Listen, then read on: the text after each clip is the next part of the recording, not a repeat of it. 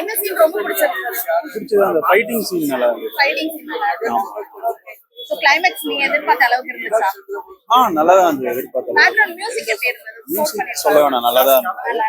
Kamal sir நடுவுல பேசுறது கொஞ்சம் லேக் ஆகிற மாதிரி, இன்டர்வலுக்கு முன்னாடி ஒரு 20 மினிட் சீன் மட்டும் கொஞ்சம் போர் அடிக்கிற மாதிரி இருந்தது. அதுக்கப்புறம் நல்லா தான், அந்த இன்டர்வலுக்கு அப்புறம் அந்த ஃபைட் சீன் எல்லாமே நல்லா தான் இருந்தது. யாரோட ரோல்? கமல் சார், இவரு சித்தார்த் ரோல் நல்லா இருந்தது. அதுக்கப்புறம் ஜெகன் காமெடிலாம் நல்லா இருந்தது. விவேக் சார் நல்லா பண்ணியிருந்தாரு.